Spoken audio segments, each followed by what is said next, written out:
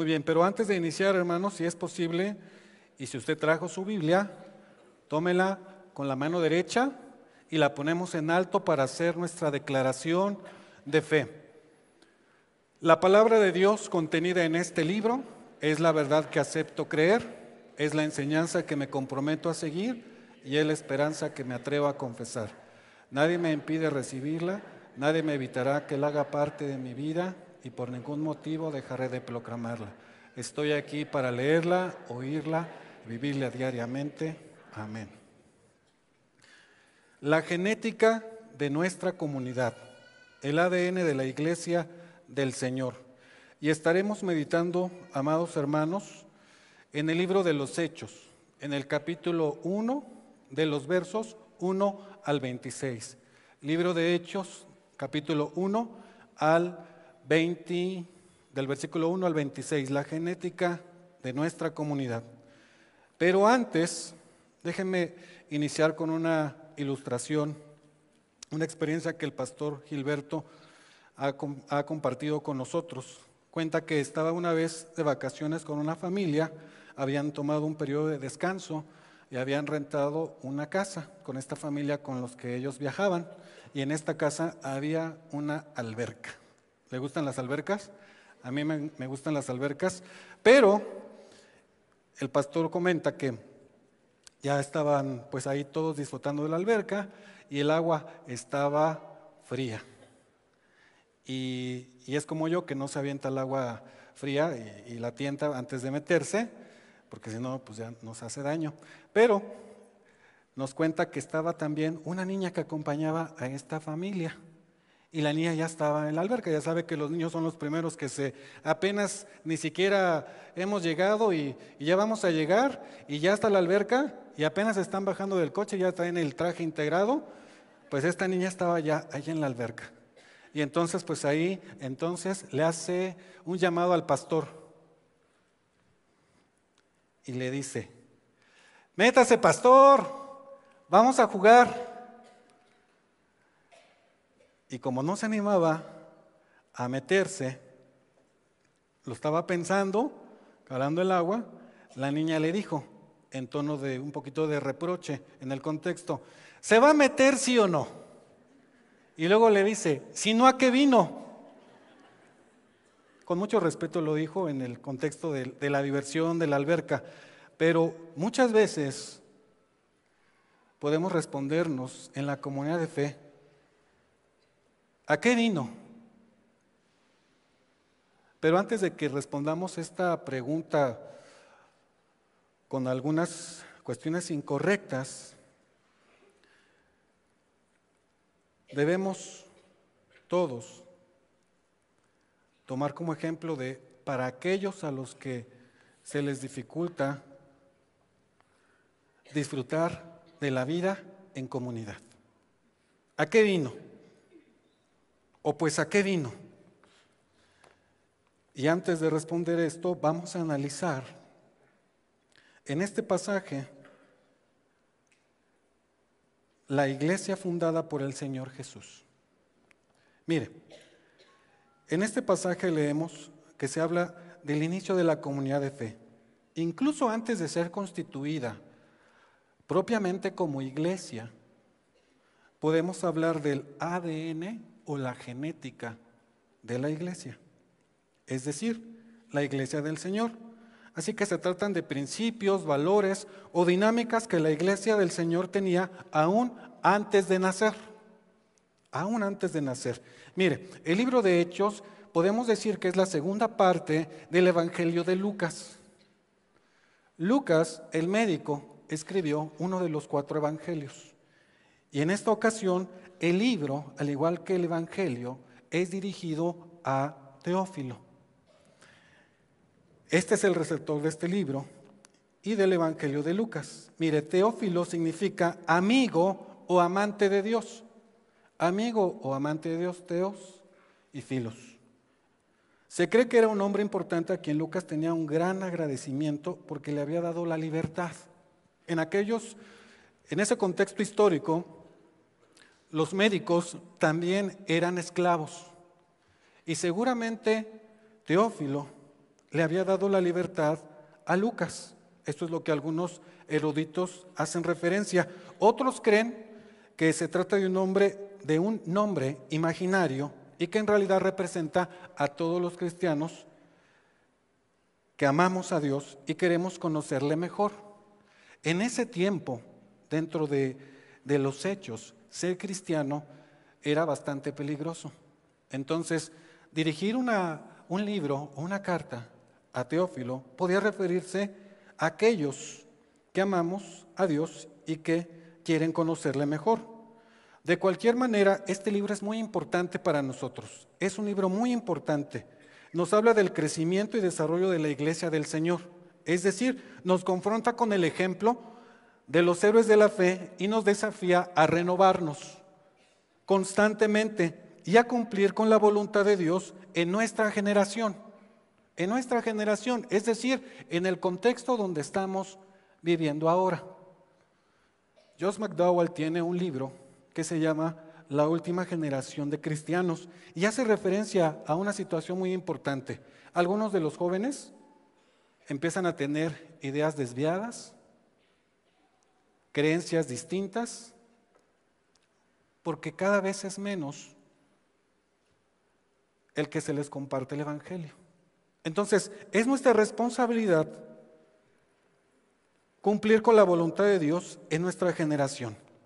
Así que vamos a analizar algunas enseñanzas que vamos a extraer de este pasaje de Hechos en el capítulo 1, del 1 al 26. Pero antes, ¿qué les parece si oramos? ¿Me acompañan a orar? Oremos. Señor, gracias te damos porque eres bueno, Señor, y queremos pedirte, Señor, que tú nos hables conforme a la necesidad que cada uno tenemos. Gracias, Señor. Gracias por la vida de nuestros pastores en Cristo Jesús. Amén. Mire, número 1. Nuestra misión es seguir la obra iniciada por el Señor. Nuestra misión es seguir la obra iniciada por el Señor. Es decir, la iglesia, una extensión de Cristo. La iglesia, una extensión de Cristo. Mire, número 1, nuestra misión es tomar la estafeta. Nuestra misión es tomar la estafeta. Abra su Biblia ahí en el libro de Hechos y vamos al capítulo 1 y leamos, siguiendo con su vista, el versículo número 1. Dice así: en el primer tratado, oh Teófilo, hablé acerca de todas las cosas que Jesús comenzó a hacer y a enseñar. Es decir, nos estaba diciendo Lucas que ya ha escrito lo que el Señor comenzó a hacer. Esto significa que en este tomo número 2 del libro de los Hechos, su narración nos piensa contar lo que el Señor continuó haciendo en el mundo, pero ahora a través de su iglesia. Es decir, la iglesia es la continuación de Cristo en la tierra. Podemos decir que el Señor sigue encarnado ahora en la comunidad de fe en la que se manifiesta. Es decir, esto nos presenta una gran responsabilidad. Tenemos una estafeta, tenemos la estafeta de una carrera iniciada por el Señor. Así que cada generación constituye un relevo que enfrenta el reto de llevar una enseñanza al corazón de los hombres. Es decir, nuestra misión es tomar la estafeta. Ahora, esto nos representa una gran responsabilidad porque hay una carrera iniciada por el Señor. Cada uno de nosotros debe llevar una enseñanza al corazón de los hombres. Cada uno de nosotros. De nosotros depende que la próxima generación viva a plenitud la fe fundada en nuestro Señor. Es decir, la responsabilidad que usted y yo tenemos es de tomar esa estafeta. También podemos decir que nuestra misión es seguir la instrucción del Señor Jesucristo. Mire cómo dice el verso número 2. Hasta el día en que fue recibido arriba, después de haber dado mandamientos por el Espíritu Santo a los apóstoles que había escogido. Mire, Dios es un Dios de orden. Y para realizar sus planes estableció una estrategia muy bien definida. Estableció una estrategia bien definida. Su iglesia tiene dos cosas que le ayudan a continuar su obra. Y estas dos cosas son liderazgo y guía. Liderazgo es guía y guía. Liderazgo no como el mundo lo vende, no como el mundo lo enseña, sino como lo enseña el maestro, como lo enseñó a sus discípulos. Él les dijo, entre ustedes no será así. ¿Recuerda el pasaje? Entre ustedes no será así. Demostrando que el verdadero liderazgo en la iglesia, el que estableció el Señor Jesús, es aquel que sirve a los demás, aquel que es siervo de los demás. Es decir, el liderazgo está centrado en el servicio y la guía. En nuestra comunidad de fe hay una estructura. La iglesia no tiene por qué andar perdida como si no supiera lo que tiene que hacer, como si no tuviera ninguna dirección. La respuesta a la pregunta, ¿quién manda en la iglesia? Cristo, el Señor. La respuesta es muy sencilla, Jesús, nuestro Señor. Así que, dentro de nuestra misión en seguir la obra iniciada por el Señor, tomar la estafeta, también nuestra misión es ser testigos. Ser testigos. Mire cómo dice el verso 3 y siguientes. A quienes también después de haber perecido, se presentó vivo con muchas pruebas indubitables, apareciéndoseles durante 40 días y hablándoles acerca del reino de Dios, y estando juntos, les mandó que no se fueran de Jerusalén, sino que esperasen la promesa del Padre, la cual dijo, oísteis de mí. Verso 5, porque Juan ciertamente bautizó con agua, mas vosotros seréis bautizados con el Espíritu Santo dentro de no muchos días. Verso 6 dice, entonces los que se habían reunido le preguntaron diciendo, Señor, ¿restaurarás el reino a Israel en este tiempo? Y él les dijo, no os toca a vosotros saber los tiempos o las sazones que el Padre puso en una sola potestad, pero recibiréis poder cuando haya venido sobre vosotros el Espíritu Santo y me seréis testigos en Jerusalén, en toda Judea, en Samaria y hasta lo último de la tierra. Así que nuestra tarea es decir lo que hemos visto y oído. Esa es nuestra tarea. Así que si para testificar hacen falta milagros, habrá milagros. Si para testificar hacen falta buenos ejemplos, habrá buenos ejemplos. Si hace falta amor, amor fluirá de nuestras vidas. Hay algunos que dicen, no conozco ningún método de evangelismo.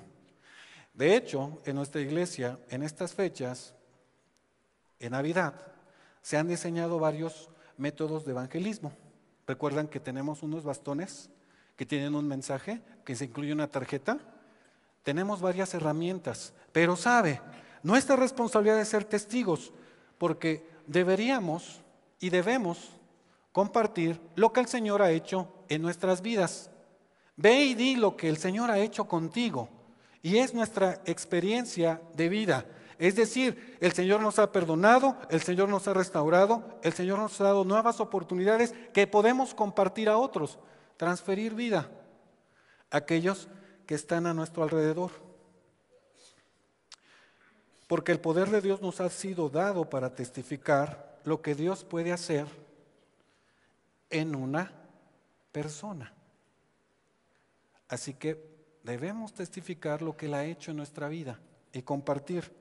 Porque no compartimos una doctrina, compartimos una vivencia, transferimos vida al comunicar y compartir lo que Dios nos ha dado y lo que el Señor ha hecho en nosotros. También podemos decir que nuestra misión es enfocarnos en la gente. La comunidad de fe tiene una misión y esta es enfocarse en la gente. Verso 9. Siga ahí usted leyendo con su vista. Y habiendo dicho estas cosas, viéndolo ellos, fue alzado y le recibió una nube que le ocultó de sus ojos, y estando ellos con los ojos puestos en el cielo, entre tanto que él se iba, he aquí se pusieron junto a ellos dos varones con vestiduras blancas, los cuales también les dijeron, varones galileos, ¿por qué estáis mirando al cielo? Este mismo Jesús que ha sido tomado de vosotros al cielo, así vendrá como lo habéis visto ir al cielo. Los discípulos fueron desafiados a dejar de mirar al cielo y enfocarse en las personas de la tierra. Fueron desafiados, ellos mirando al cielo, y de pronto se aparecen estos dos hombres y tienen que enfocarse y deben hacerlo en las personas de la tierra. Así que podemos decir que somos la única empresa en donde la prioridad de la empresa es la gente que no es de la empresa.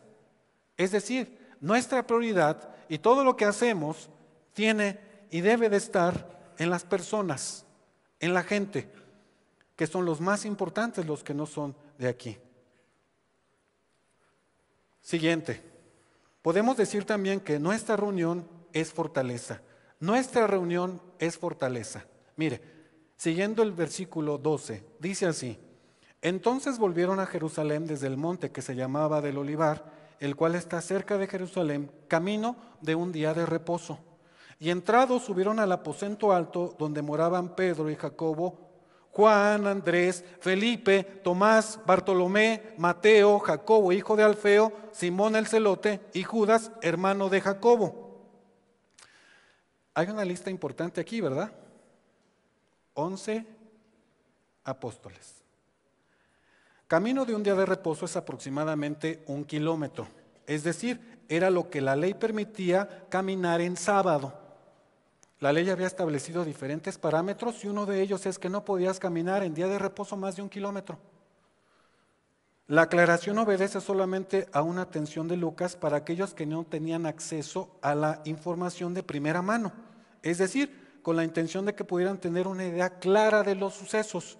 Recordemos que Lucas es médico, pero Lucas es el investigador.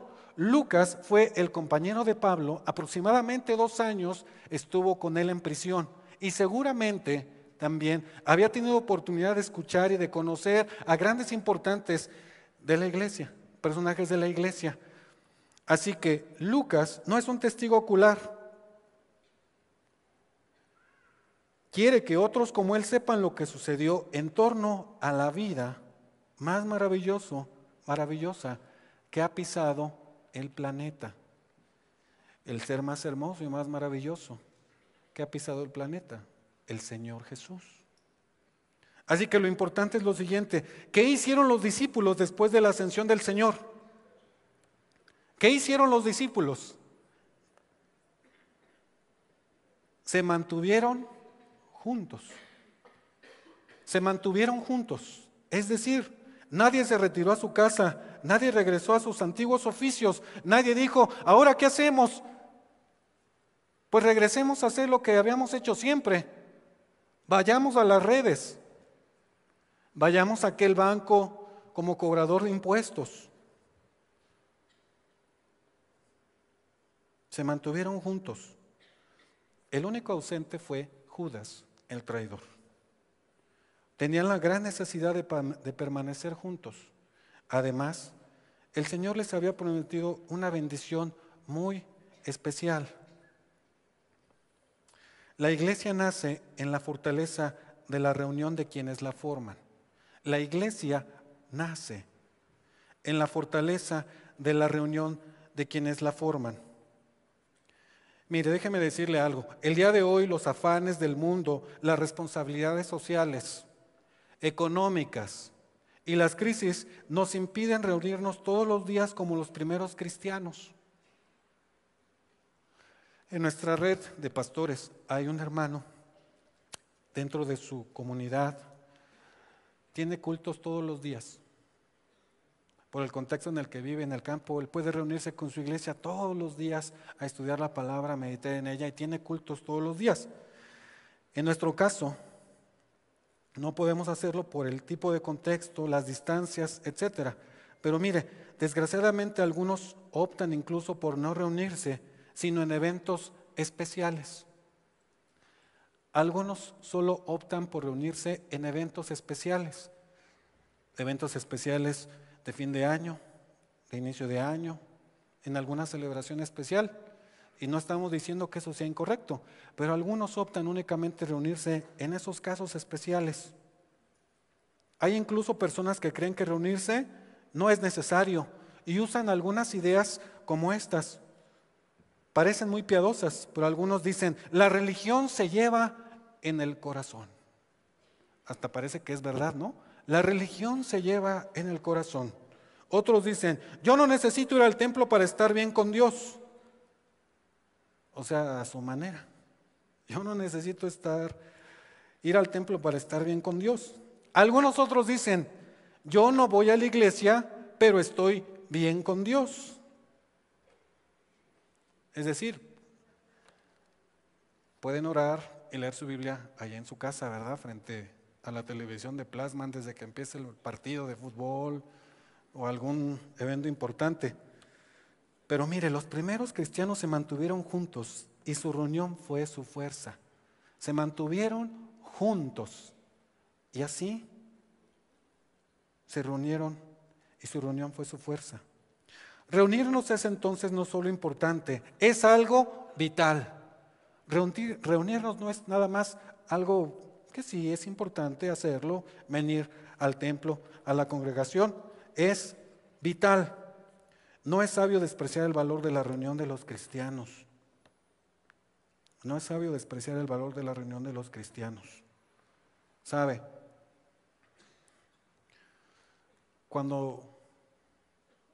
Todos estamos aquí, fuimos invitados por primera vez por alguien a la iglesia. Si usted viene de otra comunidad y ha decidido reunirse con nosotros, es porque alguien lo invitó o llegó usted solo. Pero es de vital importancia estar aquí. Nosotros llegamos a la Iglesia Bautista Oreb hace más o menos como más de 10 años. Mis hijos estaban pequeños. Pero sabe, es bien importante asistir a la iglesia. Nosotros llegamos porque recibimos un boletín que se llamaba La Luz Bautista. Y había un pequeño anuncio en la parte de atrás de ese boletín que decía cultos en vivo por internet, hace poco más de 10 años. Entonces, mi esposa y yo tomamos ese boletín y le dije, mira, cultos en vivo por internet. Y entonces venía una dirección electrónica. ¿Y qué cree? Tomé la computadora, me conecté y entonces conocí a la Iglesia Bautista Oreb. Empezamos conectándonos a los cultos. Eso fue más o menos por ahí de abril. Y llegábamos rápido y pone el culto. Y así empezamos a conocer a cada uno de los hermanos, por lo menos que pasaban al frente a dirigir. Veíamos los cultos y veíamos las cosas que el Señor permitía hacer. Y no voy a decir que las locuras de nuestro pastor, pero sí los desafíos tremendos. Pasaron los meses y le dije a mi esposa, tenemos que orar porque como que siento que no es que se sienta, pero el Señor nos está diciendo algo importante. Casualidad obviamente no fue, los cristianos no creemos en eso. Un pequeño anuncio en un boletín. A los meses siguientes, en diciembre, el pastor hace una invitación para una Navidad en Oreb. Y entonces se dirige hacia la pantalla y dice, como él lo hace, ¿qué pantalla me está viendo? Yo no soy ni la suela de sus zapatos, ¿va? Pero ¿qué cámara me está viendo? Y entonces estamos allí y hace una invitación. Y entonces dice, vengan todos aquellos, los invitamos a la reunión que vamos a tener de Navidad aquí en Oreb. Y estamos ahí, pues qué bien, van a tener una buena actividad. Y a ustedes que están por internet y nos están viendo, también los invito. Entonces le dije a mi esposa, pues nos está invitando a los 2 y a los 4, porque ya estaba mi hija Dana también con nosotros. Y es el domingo.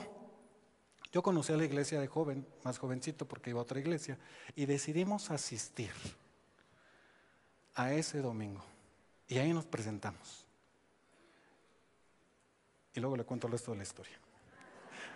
Y ahí nos presentamos y entonces estuvimos allí, los hermanos nos recibieron muy bien y parecía que éramos de ahí, nadie nos conocía y parecía que habíamos nacido ahí.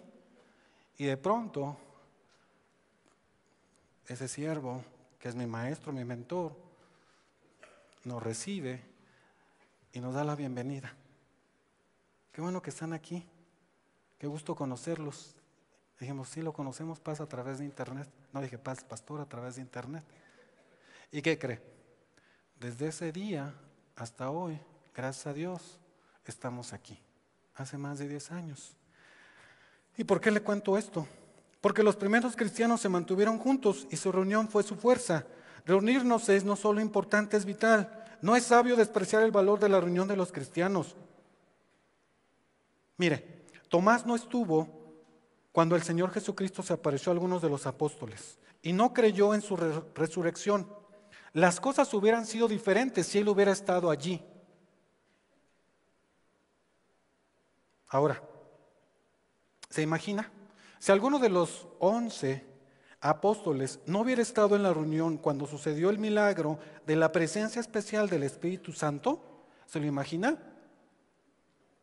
La lista que leímos: Pedro, Jacobo, Juan, Andrés, Felipe, Tomás, Bartolomé, Mateo, Jacobo, hijo de Alfeo, Simón el celote y Judas, hermano de Jacobo. Están ahí los 11. Ninguno llegó tarde. Pero se imagina si alguno de ellos no hubiera estado. Algunos dicen, ya es la hora de irnos. Los que se queden o se van. Es decir, cuando usted viene al templo, pues no sé si haga lo mismo, pero ya estamos listos. Los que estén, vámonos, y los que no, que ahí nos alcancen, pero tenemos que llegar. No, es imaginable que los 11 apóstoles hubieran llegado tarde o no estuvieran. Si hubieran perdido de una gran bendición. Cuando la iglesia se reúne, Dios habla. Es una lástima que algunos se pierdan dicha bendición. Cuando nos reunimos como iglesia, Dios habla. Dios le habla a usted y a mí. Dios nos puede hablar en cualquier parte, estoy seguro de eso. Dios nos habla a través de las personas, nos habla a través de su escritura, a través de la palabra, a través de los hermanos de la iglesia. Dios puede hablarnos en todas partes, pero estoy convencido de que Dios nos puede hablar de manera directa en el culto, en la iglesia, con los hermanos, todos juntos. Por eso algunos no entienden los planes de Dios para su pueblo, porque no están presentes cuando Dios habla a su pueblo. No es que no entiendo nada de mi vida, está de cabeza. Sí, seguramente. ¿Por qué? Porque no estás en la unión y reunión de la iglesia cuando Dios habla a su pueblo. Ciertamente vivimos en un mundo lleno de necesidades y actividades, y ciertamente necesitamos tiempo para nuestra familia. Es importante dedicar tiempo a nuestra familia, es importante dedicar tiempo para la diversión, para el ejercicio, es importante tener tiempo para nosotros mismos. Pero sabe, por sobre todo necesitamos la comunión con el pueblo de Dios. Por sobre todo necesitamos la comunión de la iglesia. Estaban ahí. Seguramente se habían convertido en el proceso de la muerte y la resurrección del Señor. En algunos de los pergaminos antiguos que contienen este pasaje se añade "y los niños". Quiere decir entonces que independientemente de lo que nos puedan decir los eruditos respecto a esto, es bastante claro que estaban ahí reunidas también las familias completas. Estaban ahí también reunidas las familias completas, es decir, aquellas familias que formaban la comunidad cristiana a punto de convertirse en la iglesia. Y hay una pregunta que debemos hacernos, que nos invita el pasaje, este versículo 14, a hacernos. ¿Qué hacían todos juntos? ¿Qué hacían todos juntos? Oraban. No estaban bien seguros de lo que pasaría con el movimiento que había iniciado con el Señor, pero oraban. Seguramente tenían dudas, tenían temores y muchas preguntas. ¿Usted tiene muchas preguntas? Yo también. Pero una cosa sí, veo en el ejemplo que ellos oraban. Así que este es el recurso prioritario con el que cuenta la comunidad cristiana y que siempre ha contado. Muchos cristianos prefieren las reuniones festivas, otros las reuniones de estudio. La mayoría preferimos los cultos masivos en donde podemos pasar desapercibidos, es decir, es la reunión masiva. Pero la reunión de oración de la iglesia es de suma importancia. Orar como iglesia es de suma importancia. Cada año como iglesia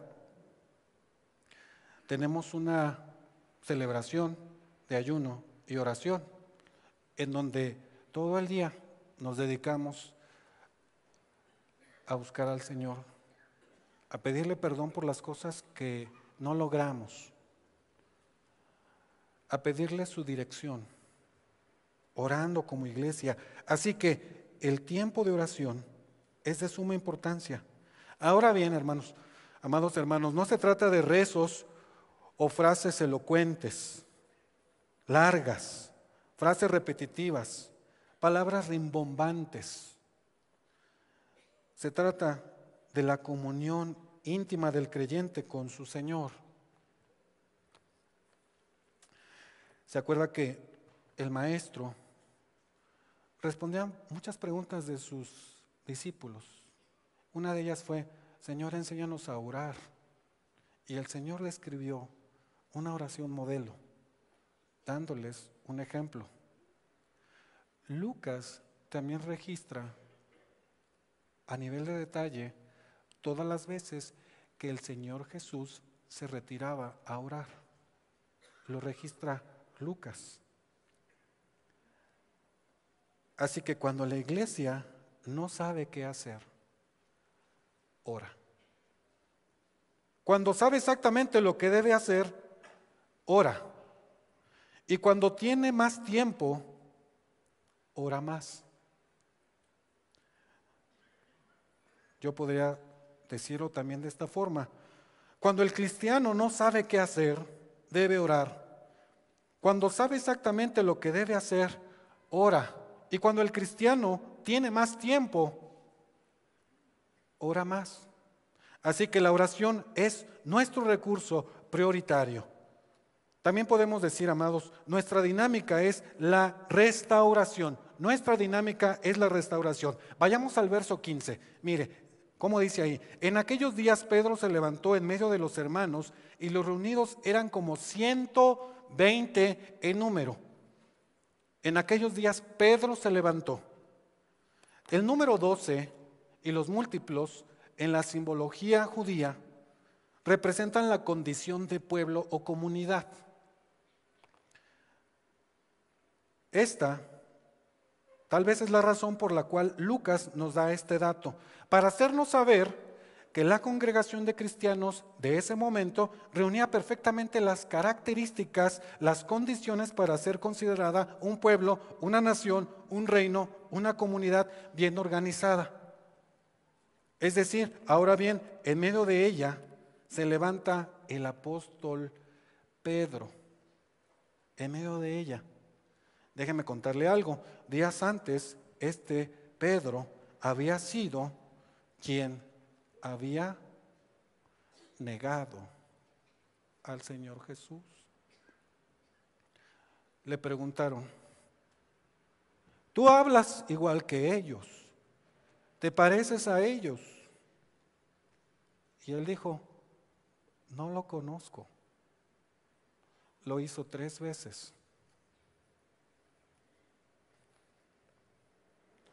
Ahora vemos a Pedro que dirige al grupo a tomar una decisión. ¡Cuánta gracia derramada! Pedro es el mismo que lo había negado 3 veces, en 3 ocasiones, y ahora le vemos liderando a la naciente congregación. Esto solo se puede explicar en el contexto de la restauración. ¿Se acuerda del pasaje? El Evangelio de Juan, en el último capítulo, registra la escena. Pedro, ¿me amas? Y entonces Pedro contesta: sí, Señor, te amo. Apacienta mis ovejas. Le pregunta la segunda vez: Pedro, ¿me amas? Y él le contesta: Señor, tú sabes que te amo. Apacienta mis ovejas. Le pregunta la tercera vez: Pedro, ¿me amas? Y dice la Escritura que él se entristeció y dijo: Señor, tú lo sabes todo, sabes que te amo.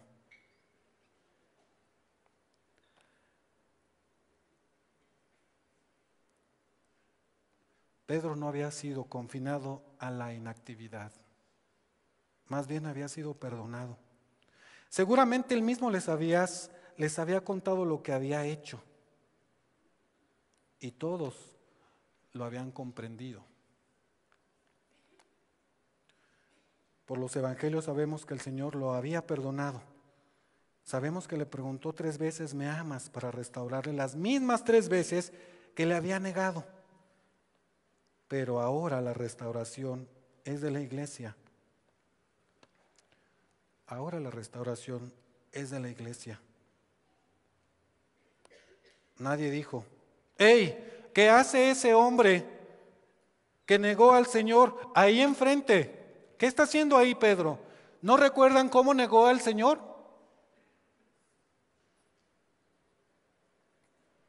Pero el Señor lo había perdonado y él seguía siendo uno de los pastores. Él seguía siendo uno de los líderes de aquel pequeño grupo. Estaba restaurado. No conozco yo su contexto, pero al igual que yo, somos pecadores y el Señor nos ha rescatado de nuestra pasada manera de vivir. Yo no he hecho nada malo, algunos dicen. Yo me porto bien, otros afirman, pero la verdad es que todos hemos sido perdonados por el pecado que hemos cometido ante el Señor. Esta es la dinámica de la iglesia. Si hay una entidad en este mundo que cree en las personas, esta es la iglesia.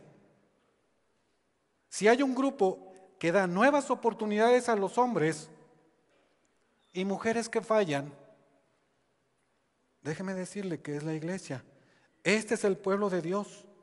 Si hay un lugar en donde se puede comenzar de nuevo, este es el reino de Cristo. Dios es el Dios de las oportunidades. No importa lo que hayamos hecho, no importa lo que hicimos el año pasado, no importa lo que estamos haciendo, si reconocemos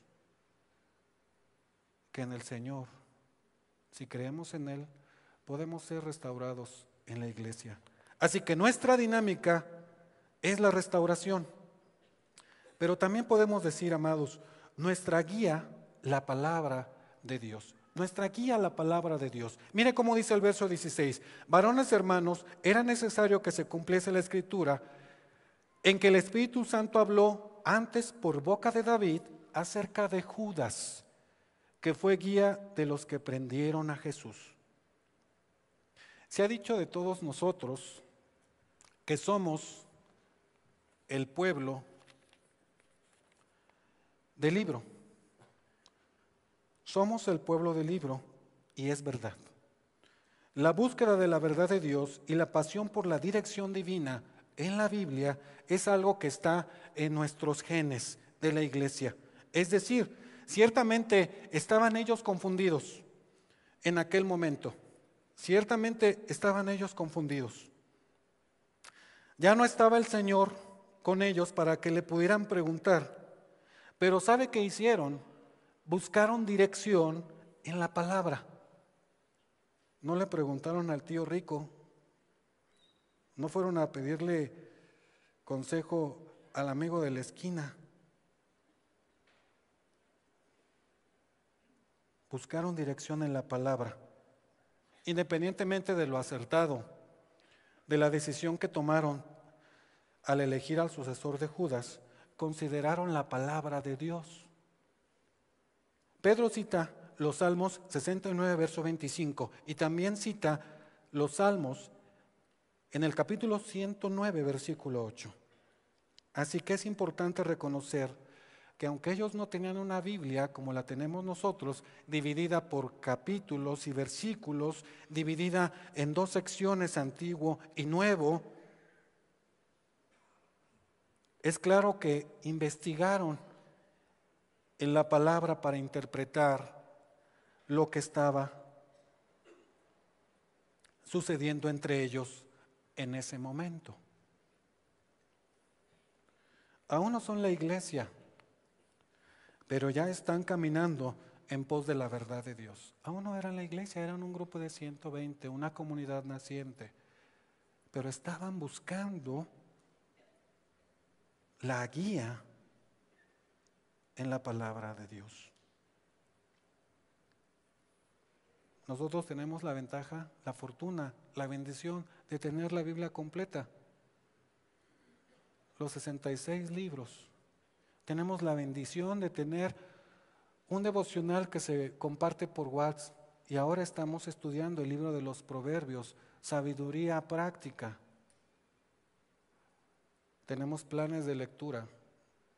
Sería bastante bueno que retomáramos y tomáramos la lectura diaria de la Escritura, la lectura diaria de la Biblia.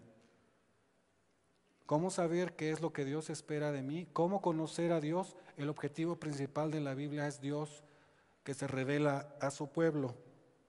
¿Quieres saber qué hacer? ¿Quiere saber cómo comportarse? ¿Quiere saber cómo dirigir a su familia? ¿Quiere saber cómo dirigir a su empresa? ¿Quiere saber cómo conducirse en una situación problemática? Lea la Biblia. Pase tiempo en la intimidad con el Señor. Pase tiempo hablando con Él. Pase tiempo escuchando su voz a través de la lectura de cada uno de los pasajes. Esto es la iglesia de Cristo, una comunidad basada en la Biblia más que en la tradición, un pueblo fundado en los principios y valores de la Escritura más que en las modas o experiencias personales. Es que me siento así, es como que siento las cosas, pues a lo mejor es otra cosa, no es realmente algo que tenga que hacer. No está basado las decisiones y la guía en modas ni en experiencias personales. Un organismo que vive en pos del testimonio escrito, la Biblia, es esta comunidad de fe, nuestra iglesia, y no en pos de las ideas de los hombres. Es decir, nuestra directriz es la palabra de Dios. Nuestra directriz debe ser la palabra de Dios. Déjeme comentarle por último. Nuestra estrategia es la inclusión. Mire cómo dice los versos 17 y hasta el 26. Siga con su vista. Y era contado con nosotros y tenía parte en este ministerio. Este pues con el salario de su iniquidad adquirió un campo y cayendo de cabeza se reventó por la mitad y todas sus entrañas se derramaron y fue notorio a todos los habitantes de Jerusalén, de tal manera que aquel campo se llama en su propia lengua Aceldama, que quiere decir campo de sangre, porque está escrito en el libro de los Salmos: sea hecha desierta su habitación y no haya quien more en ella y tome otro su oficio. Verso 21. Es necesario pues que de estos hombres que han estado juntos con nosotros todo el tiempo que el Señor Jesús entraba y salía entre nosotros, comenzando desde el bautismo de Juan hasta el día en que de entre nosotros fue recibido arriba, uno se ha hecho testigo con nosotros de su resurrección. Y señalaron a dos, a José llamado Arsabas, que tenía por sobrenombre Justo, y a Matías, y orando dijeron: tú, Señor, que conoces los corazones de todos, muestra cuál de estos dos has escogido para que tome la parte de este ministerio y apostolado, de que cayó Judas por transgresión, para irse a su propio lugar. Y les echaron suertes, y la suerte cayó sobre Matías, y fue contado con los 11 apóstoles. Nuestra estrategia, la inclusión. Mire, más allá de las aclaraciones que debemos hacer respecto a la muerte de Judas, hay una cosa muy importante en esta comunidad que pronto se convertiría en la iglesia del Señor y que trastornaría al mundo por completo. Tenían la tendencia y dinámica de la inclusión. Es decir, si alguien se suicida, hay que poner a otro que haga su trabajo, pero este fuego no se apaga. Dejemos de llorar por los que no están, dice Pedro. Dejemos de llorar por los que no están y pongamos a otros en su lugar. El trabajo del apóstol quedó bien definido. El trabajo del apóstol, ser testigo de la resurrección del Señor. Es decir, ese trabajo fue reservado únicamente para los 12, aquellos que estuvieron, que fueron testigos oculares de la encarnación, de la muerte y de la resurrección del Señor Jesús. Así que no debemos dejarnos engañar por charlatanes que se llaman apóstoles, porque la Biblia es clara. La inclusión está en el ADN de la iglesia. Todavía no nace tal como Él la ha planeado, pero ya está integrando nuevas personas a la dinámica de trabajo comunitario. En nuestra iglesia Bautista Oreb hay una gran cantidad de ministerios y se desarrolla una cantidad importante de trabajo en muchas de las áreas. Si alguien de nosotros en este momento dice, bueno, yo no tengo un ministerio, le aseguro que si usted ha entregado su vida al Señor, el Señor le ha dado dones espirituales, le ha dado talentos, le ha dado habilidades adquiridas que puede poner al servicio de la obra en la iglesia. Y si no sabe qué hacer, puede presentarse con los siervos de la iglesia y pastores de la iglesia y le aseguro que de inmediato se le conseguirá y se le asignará como responsable de un ministerio, porque todos tenemos algo que hacer. Así que si hemos de seguir adelante como iglesia, si hemos de alcanzar las metas para las que el Señor nos llamó, si hemos de vencer todo obstáculo, hemos de lograrlo integrando, incluyendo a nuevas personas al trabajo. Déjeme decirle esto, una congregación que mantiene cerradas sus filas y no da opción a la renovación, está destinada a no crecer. Es decir, en la iglesia cada persona que es traída por el Espíritu Santo tiene un espacio para ejercer un ministerio. Todos podemos ejercer un ministerio. Así que si vamos a crecer en este año, necesitamos incluir a todos los que están ya aquí. Nuestra estrategia es la inclusión. Déjenme hacer un resumen de estas enseñanzas que hemos aprendido y meditado en esta hora. Nuestra misión es seguir la obra iniciada por el Señor. Nuestra reunión es fortaleza. Nuestro recurso prioritario es la oración. Nuestra dinámica es la restauración y nuestra guía es la palabra de Dios. Y nuestra estrategia es la inclusión. Así que tengo un desafío para usted. Podemos hacer 3 cosas con esta información. Número 1, como iglesia podemos evaluarnos a la luz de estas enseñanzas. Debemos preguntarnos si estamos viviendo conforme a nuestro ADN, bajo estas enseñanzas que acabamos de estudiar, de meditar en ellas.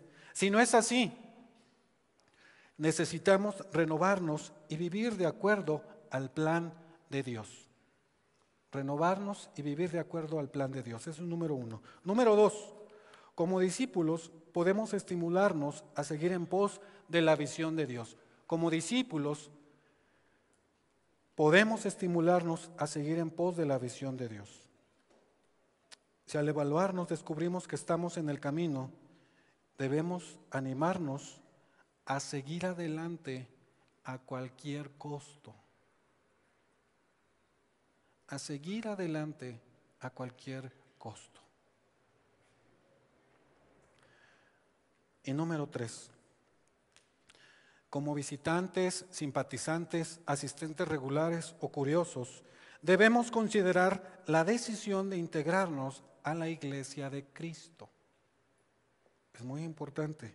Debemos considerar la decisión de integrarnos a la iglesia de Cristo.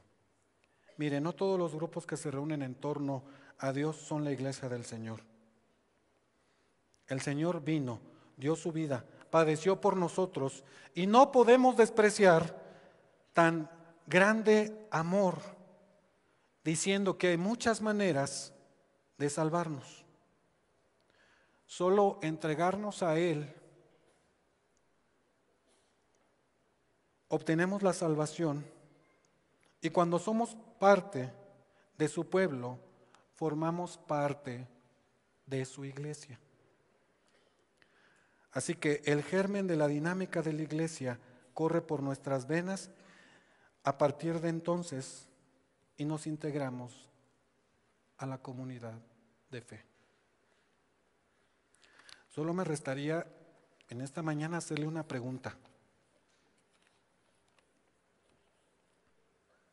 Y la pregunta es, ¿quiere formar parte de nuestra comunidad de fe? ¿Quiere formar parte de nuestra comunidad de fe? Oremos y digámosle al Señor: Señor, te damos gracias en esta hora, Padre Santo, y queremos agradecerte la oportunidad que nos das, Señor, de escuchar tu palabra. Gracias, Señor, porque nos amas. Gracias, Señor, porque nos das nuevas oportunidades. Gracias, Señor, porque te conocemos. Gracias, Señor, porque nos permites estudiar el ADN, el germen, la genética, Señor, que corre por nuestras venas como comunidad de fe. Gracias, Señor, porque podemos estar unidos como aquellos 120 primeros cristianos, Señor, en nuestra comunidad, en nuestra iglesia, en donde tú, Señor, eres el Señor de la misma, de esta iglesia bautista Oreb. Y amado hermano, siga orando ahí en su lugar. Y si usted en este momento que ya conoce al Señor, que quiere ponerse a cuentas con Él y a partir de este día decirle al Señor: Señor, perdóname, ante ti estoy, quiero ser parte de tu iglesia. Tú sabes que te amo. Dame la oportunidad, Señor, de estar al corriente con mi asistencia, en la mayordomía, con mi familia. Permíteme ser un testigo, Señor, este año, para compartir aquello que has hecho en mi vida. Dígaselo allí en el interior de su corazón. Pero si usted, hermano, visitante, amigo, que hoy está con nosotros, ha escuchado el mensaje de la salvación, que solo puede venir a través de aceptar a su Hijo Jesús. Si es su decisión en esta hora invitar al Señor Jesús para que viva en su corazón y sea el dueño de su vida, yo le invito a que levante su mano en esta hora y que me permita orar por usted y que forme parte de nuestra iglesia, de nuestra comunidad de fe. Si hay alguien que en este momento desea entregar su vida a Cristo, yo le invito a que levante su mano en esta hora. Dios le bendiga. Si hay alguien que Dios le bendiga, Dios le bendiga. Si hay alguien que decide entregar su vida a Jesús en esta hora, Dios es el Dios de las oportunidades, no importa su contexto. Dios le está esperando. Dios le bendiga. Dios le bendiga. Alguien más, Dios le bendiga. Dios le bendiga. Dios le bendiga. Dios le bendiga. Dios le bendiga. Dios le bendiga. Señor, aquí estamos delante de ti, Señor, agradeciéndote por la vida, Señor, que tú nos has dado, agradeciéndote por la oportunidad, Señor, de poder ser tu pueblo, ser llamados tus hijos, Señor. A mis hermanos que en este momento han tomado la decisión, Señor, de ser parte de la iglesia, aceptándote, Señor, como su Señor y Salvador, bendíceles, Padre Santo. Permíteles compartir lo que el Señor ha hecho este día en sus vidas, Padre Santo. Permítenos ser la iglesia incluyente, Señor, para trastornar a este mundo con tu mensaje. Gracias, Señor, por nuestra comunidad de fe, por nuestra iglesia. Gracias a Dios por la vida de nuestros pastores. Todo esto lo ponemos en tus manos, en Cristo Jesús. Amén.